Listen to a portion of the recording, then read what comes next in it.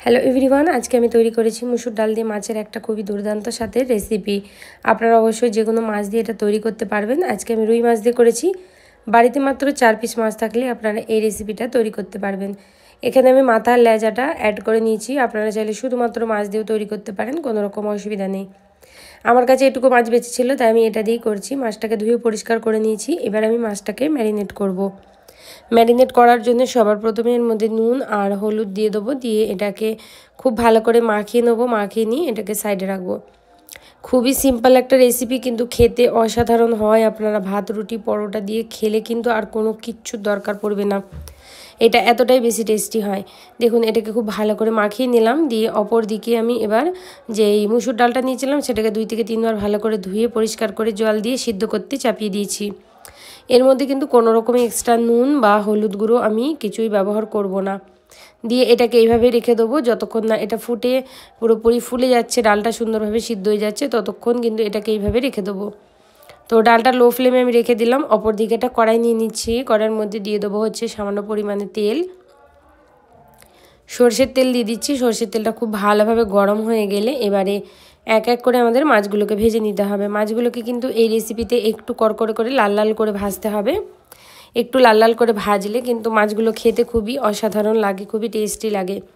তো সব মাছগুলো এরকমভাবে দিয়ে দেবো। দিয়ে যখন দেখবেন যে একদিক থেকে মাছগুলো হয়ে গেছে, তখন মাছগুলোকে আমাদের উল্টে পাল্টে দিতে হবে। আর উল্টে পাল্টে দিয়ে সুন্দর করে একদমই লাল লাল হওয়া পর্যন্ত ভাজতে হবে। যেহেতু এখানে লঙ্কার গুঁড়ো নেই, তাই কালারটা কিন্তু হলুদই থাকবে, কিন্তু তবু আপনারা বুঝতে পারবেন যে একটু মুচমুচে হয়ে গেছে মাছটা, ততটাই কিন্তু আমাদেরকে ভাজতে হবে। তো দেখুন, এখানে সবগুলো উল্টিয়ে দিলাম। দিয়ে মাছগুলোকে এবার এইভাবে ভাজবো। বন্ধুরা, যদি ভিডিওটা আপনাদের এতক্ষণ ভালো লেগে থাকে তাহলে অবশ্যই একটা লাইক করে আমার চ্যানেলটা সাবস্ক্রাইব করবেন। আর ভিডিওটা যদি ফেসবুক পেজ থেকে দেখেন তাহলে অবশ্যই বন্ধুরা আপনারা পেজটা ফলো করবেন। সব মাছগুলোকে এবার কিন্তু আমি এক এক করে তুলে নেবো। তো এখানে দেখুন সব মাছগুলো তোলা হয়ে গেল। তুলে নিয়ে আমি কিন্তু এবার এই তেলের মধ্যেই বাকি রান্নাটা করব। তেলটা কম বেশি আপনাদের পরিমাণ অনুযায়ী আপনারা করে নিতে পারেন। তো তেলটা ভালো করে গরম আছে। এবার এখানে দিয়ে দেবো 2টো শুকনো লঙ্কা। গোটা শুকনো লঙ্কা ভেঙে দিয়েছি, নাহলে কিন্তু গোটা দিলে ফেটে যাওয়ার ভয় থাকে। আর সাথে দিয়ে দেবো 1 চামচ পরিমাণ গোটা জিরে। দিয়ে এই দুটোকে একটু ভেজে নিয়ে সাথে এখানে দিয়ে দেবো হচ্ছে 2টো পেঁয়াজ। মিডিয়াম সাইজের পেঁয়াজকে এরকম চৌকো ছোটো ছোটো করে কেটে নিয়েছি। দিয়ে পেঁয়াজটা ভাজবো। যতক্ষণ না পেঁয়াজটা এরকম লাইট গোল্ডেন কালার চলে আসছে ততক্ষণ ভাজতে হবে। লাইট গোল্ডেন কালার এরকম চলে আসলে তারপরে এর মধ্যে আমাদেরকে ব্যবহার করতে হবে হচ্ছে টমেটোর। এখানে আমি 2টো বড় সাইজের টমেটো নিয়েছি। এগুলোকে ছোটো ছোটো চৌকো করে কেটে নিয়েছি যাতে টমেটোটা সুন্দরভাবে গলে যায়। এবার তেলের আর পেঁয়াজের মধ্যে টমেটোটাকেও দিয়ে 1 মিনিট মতো ভেজে নিতে হবে। 1 মিনিট ভেজে কিন্তু এর মধ্যে কিছু মশলা অ্যাড করতে হবে। ঘরে থাকা যে মশলাগুলো থাকে ঘরোয়া মশলা দিয়ে কিন্তু রেসিপিটা তৈরি করেছি। এবার এখানে দিয়ে দিচ্ছি 1 চামচ মতো নুন ভর্তি করে। সাথে দিয়ে দেবো হচ্ছে এখানে হলুদের গুঁড়ো 1/2 চামচ মতো। আর ওর সাথে আমি ব্যবহার করব যে 1.5 চামচ মতো লাল লঙ্কার গুঁড়ো। আপনারা যদি ঝালটা বেশি কম খেতে চান সেই অনুযায়ী আপনারা গুঁড়ো লঙ্কা আর কাঁচা লঙ্কা মিশিয়েও ব্যবহার করতে পারেন। এই লঙ্কার গুঁড়োটা কাশ্মীরি লঙ্কার গুঁড়ো, এই জন্যে এটা খুব ভালোভাবে কালারও আসে আর সুন্দরভাবে এটা ঝাল হয়। সাথে দিয়ে দেবো এখানে 1 চামচ পরিমাণে জিরার গুঁড়ো। জিরার গুঁড়ো না, এটা ধনিয়া গুঁড়ো দিয়েছি আমি। এখানে 1 চামচ জিরা গুঁড়ো ব্যবহার করিনি। দিয়ে এটাকে নাড়িয়ে চাড়িয়ে এবার কষাতে হবে সুন্দর করে। যদি দেখেন যে এটা মশলাটা মনে হচ্ছে পুড়ে যাবে, তাই এখানে সামান্য পরিমাণ জল দিয়ে এটাকে কষাতে হবে। হালকা পরিমাণ জল দিলেই দেখবেন খুব সুন্দরভাবে কিন্তু টমেটোটা তাড়াতাড়ি গলে যাবে। তো সেই জন্যই কিন্তু আমি এখানে জল দিয়ে ভালো করে কষিয়ে নিচ্ছি। সুন্দর করে এখানে জল দিয়ে আমি কষিয়ে নেবো এরকম করে। তো বন্ধুরা, এতক্ষণ যদি লাইক না করে থাকেন আপনারা অবশ্যই লাইক করে দেবেন। সাথে আমার চ্যানেলটা সাবস্ক্রাইব করে পাশে থাকবেন, চ্যানেলটা সাপোর্ট করবেন আপনারা এইভাবে, যেরকমভাবে আপনারা সব ভিডিওগুলো দেখেন। আমার সব মাছের ভিডিওগুলো আপনারা খুব পছন্দ করেছেন। আর মশলাটাকে প্রায় 5 মিনিট মতো কষিয়ে নিয়ে এবার ডালটা যে সিদ্ধ করে রেখেছিলাম সেটাকে আমি এর মধ্যে দিয়ে দেবো।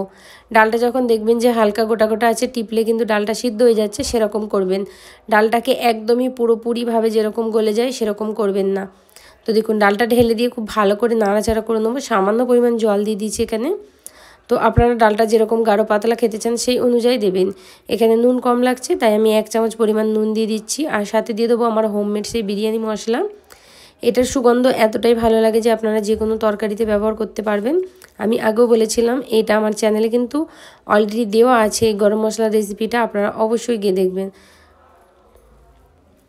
খুব ভালোভাবে নাড়িয়ে মিক্স করে নেবো ডালের সাথে সব মশলাগুলো। এবার ডালটা ভালো করে মিক্স করা হয়ে গেলে এবার এর মধ্যে আপনাদের দিয়ে দিতে হবে এক এক করে মাছগুলো। এই ডালটাকে কোনো রকমের এক্সট্রা ফোটাতে লাগবে না, মাছগুলো দিলেই হবে। মাছগুলো আমি সব দিয়ে দেবো, দিয়ে লো ফ্লেমে এটাকে প্রায় 3 মিনিট মতো ফুটিয়ে নেবো ঘড়ি ধরে। তাহলে কিন্তু এই মাছের রেসিপিটা একদমই রেডি হয়ে আসবে। দেখুন এখানে মাছের আমি ঝোলগুলোকে সুন্দরভাবে নাড়িয়ে দিলাম, নাড়িয়ে দিয়ে এবার এটাকে ঢাকা চাপা দিয়ে দেবো। এটাকে ঢাকা দিয়ে রেখে দিচ্ছি 3 মিনিট। 3 মিনিট পর দেখাচ্ছি আপনাদের। 3 মিনিট হয়ে গেছে। দেখুন এখানে দেখুন মাছটা সুন্দরভাবে ফুটে এসেছে। তো এরকম ফুটলেই হবে। এই সময় ওপর থেকে আপনাদের দিয়ে দিতে হবে ফ্রেশ ধনিয়া পাতা।